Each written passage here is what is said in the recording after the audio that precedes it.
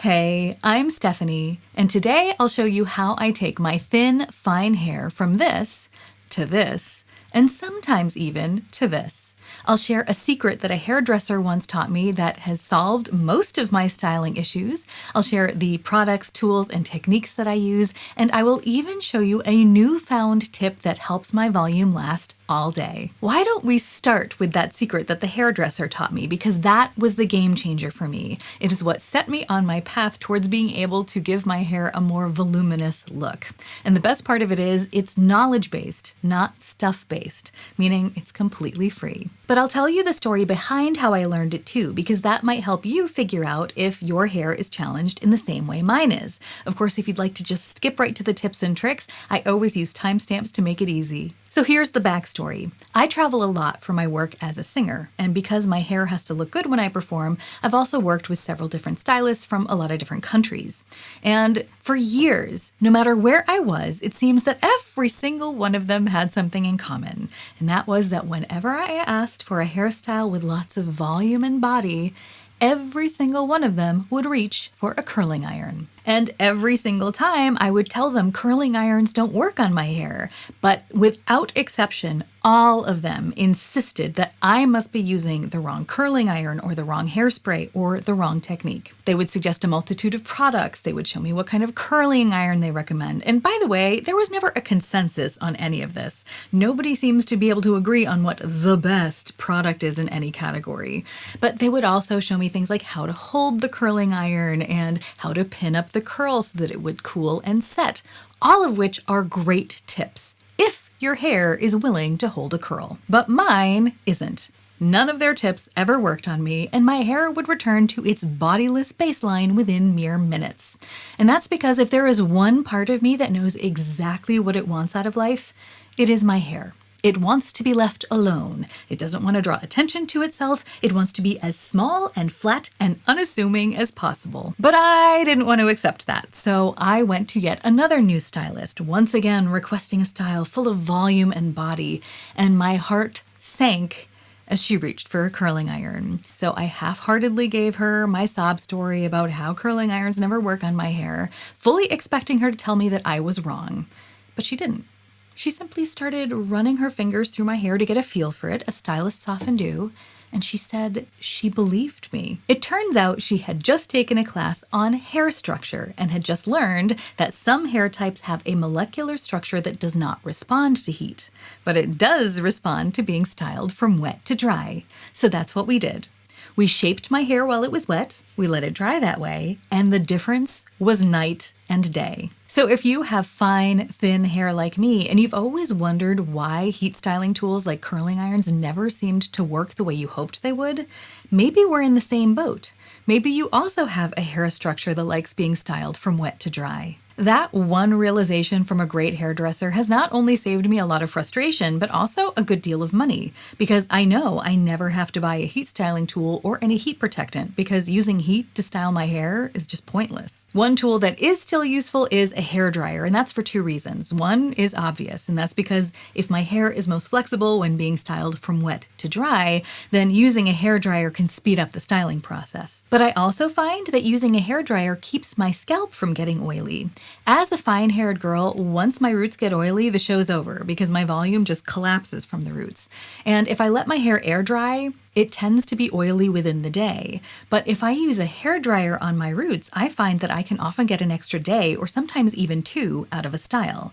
And as someone who despises styling their own hair, that is awesome. Especially because I don't necessarily need to completely dry my hair in order for this trick to work. For example, one of my favorite ways to style my hair is to do a wet set, and that's when I put curlers in my hair while it's wet and then let it air dry that way. So if I want to use this trick, what I will do is blow dry my hair until it's about 70% dry, focusing on the roots, and then I'll put the curlers in, letting the air dry process do the rest. So here's the step-by-step of how I do it. After washing my hair, I'll typically put it up in a microfiber hair towel for about 10 minutes just to get out any excess water. And once I take it out of the towel, that is when I will start to put product in my hair. All the products I'm going to talk about today are things I've bought myself and I've been repurchasing for years, so there is no sponsorship here. And if you have equivalent products that you're really happy with, please do not feel the need to try any of these. They're not life-changing, they're not magical, they're just what happened to work for me. However, if you've been searching for volumizing products, then I will link what I use below. Those are affiliate links, which means I earn a small commission when people shop through them, and it's a great way to say thank you if you find this content helpful, but liking, commenting, subscribing, sharing this video are all things that are just as sweet. I like to start things off with a good leave-in conditioner, and I define good with 3 criteria. One is that it needs to help my hair retain its moisture, since my ends can get a little dry over time. 2 is that it has to help me detangle my hair really well, because I don't know about you, but I think that fine hair gets particularly easily tangled, especially when it's wet. And 3, it has to be lightweight, because weight is the enemy of fine hair, especially when you're trying to create more volume. My hair seems to really like the one from Pureology. Then I add a lightweight volumizing spray, trying to make sure that every hair is coated. I've tried several out there that I really like, but my favorite to date is from Orbe. I think they actually make 2, and at one point I had both of them, and so I tried using one on one side of my head and one on the other side of my head for a month, and I couldn't tell the difference. They both worked really well, so I'll link both of them, but to be honest, if one of them's cheaper, I would just go with the cheaper one. Step 3 is when I add a thicker volumizing cream like this one from Bumble and Bumble, and I focus this mostly on the mids and the ends, trying to brush it through to make sure that it's evenly coating everything. And the last product I apply before styling is a root lifter, which I focus on the crown of my head where I want the most volume. I usually use the one from Living Proof. That's my favorite to date, but I ran out of it, and this one from AG Hair Care was decluttered to me. I think it's called Big Wig, and it works fine. I think I'll probably return back to my Living Proof one, but I'm going to use this one up first. At this point, I flip my head upside down and then blow dry my hair all willy-nilly before going in with a boar's hairbrush to smooth the cuticle and add some shine. And once my hair is about 70% dry, that is when I'll stop using the blow dryer and I will start putting in the rollers.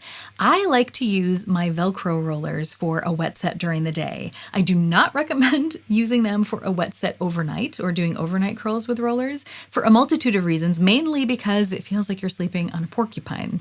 So I do use different solutions when I'm doing an overnight wet set. But for during the day, I use this set that I got from my aunt. So I have no idea where it's from, but I've used ones from the drugstore and they work just as well.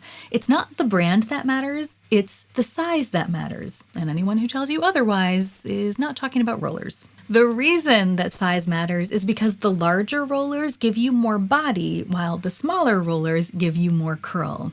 In this particular set, I only have a handful of larger rollers, so I focus those on the crown of my head where I want the most volume, and then I use smaller ones as I work my way down. Because fine hair gets tangled so easily, I try to take a lock of hair that's only as wide as the roller is long. And then I comb that lock of hair out completely and then try to roll it as neatly as possible.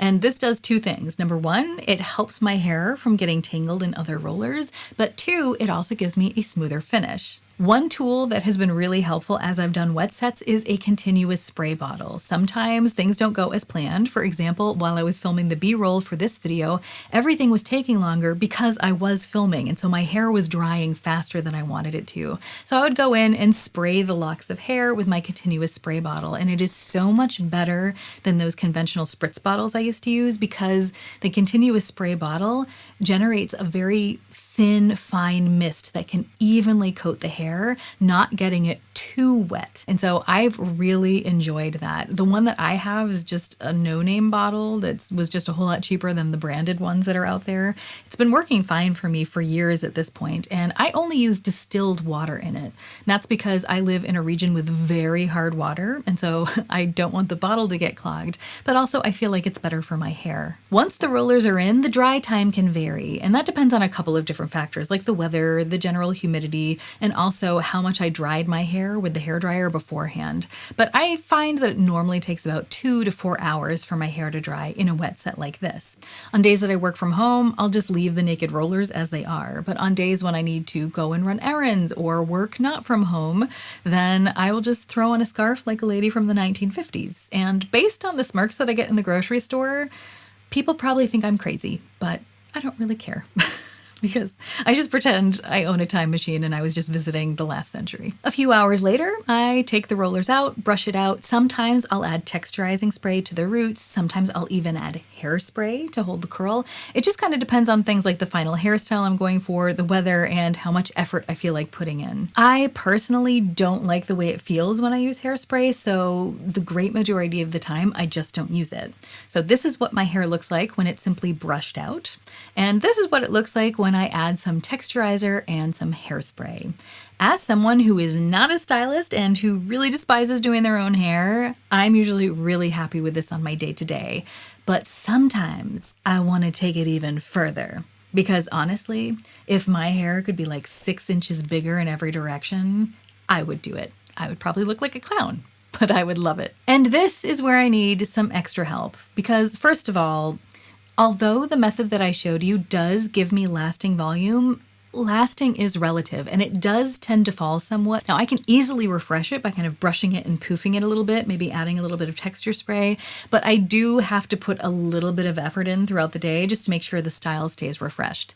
And this is where I need to confess something, and that is this.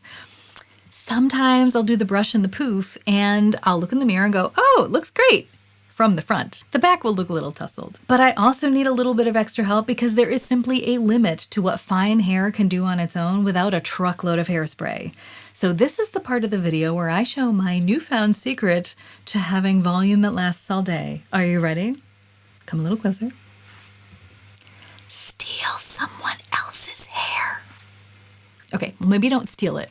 Maybe buy it. Because fine hair is subject to the laws of physics. It can only be floofed so much on its own. So I like to add extensions, but extensions are far from perfect. Number one, when you have fine hair like me, it is very difficult to disguise those clips from the clip-in extensions when you don't have enough hair to cover them up. But second of all, I tend to get very blunt haircuts without a lot of layers because that's just kind of what makes my hair look its fullest on its own.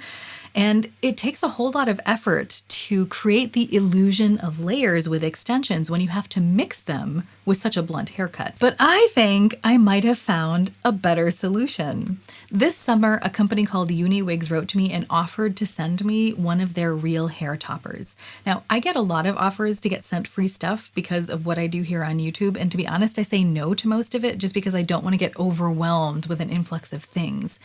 But this offer intrigued me because, as the name implies, a hair topper goes on top of the hair instead of underneath like extensions. So I thought it might be easier to blend with my natural hair. So I let them send one to me. They sent it for free, but there was no obligation for me to review it, and they're not paying me for this post. I just figured I would share what I learned with you because us fine-haired people need to stick together. We need to share the secrets we learn. So if you have any fine-haired secrets for me, please feel free to share them in the comments. They sent me their 12-inch Courtney hair topper with pre-cut layers in the color Vanilla Butter Blonde.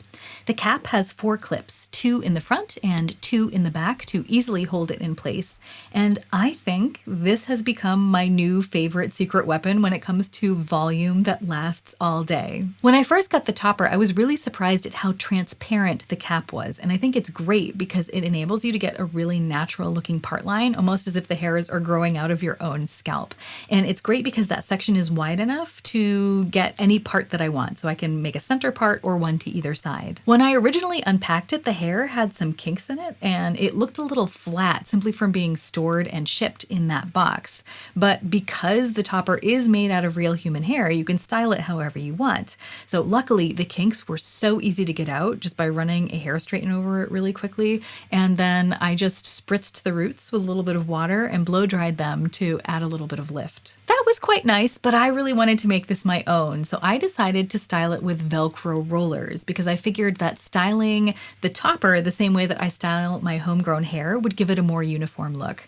I ended up being really happy with it, and it was super easy to do. When you wear the topper, you could theoretically wear it right at your natural hairline, maybe just kind of bring a couple of the baby hairs forward to give it a more natural look. But I find that I like to wear mine a little bit further back on my head so that you do see some of my homegrown hair in the front. And I have worn the topper just like that. So what I'll do is I'll just match up my natural part line with the part line that I create in the topper.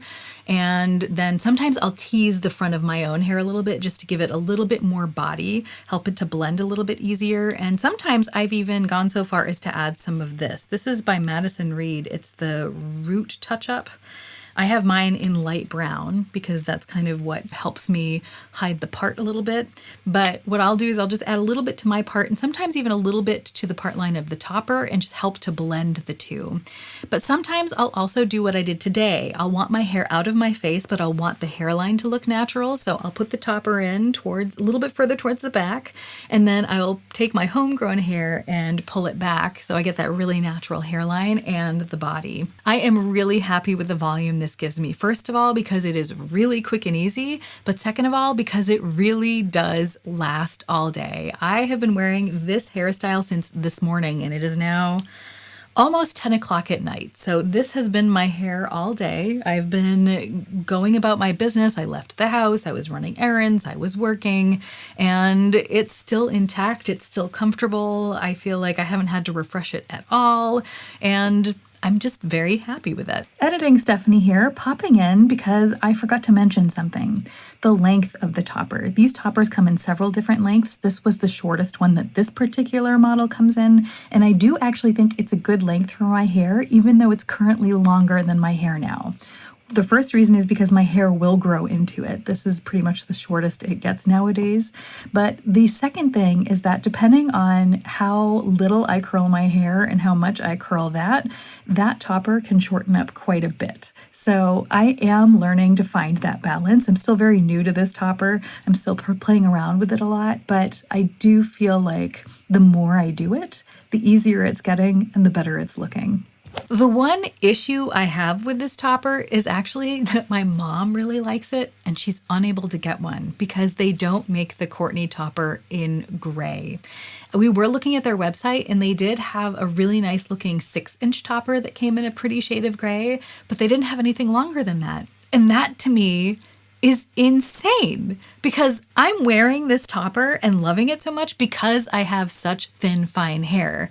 But based on what I've seen from my older friends and family, this situation isn't going to get any better over time. It's not like my hair is going to get thicker and fuller as I age. So what am I going to do when I start to go gray? You can tell I really like this topper because I'm thinking in decades. But seriously, how many gray-haired people out there would absolutely love an easy-to-use solution like this? I mean, maybe companies just assume that all older people have shorter hair, but that is not true because I know a whole bunch of gray-haired people with longer hair.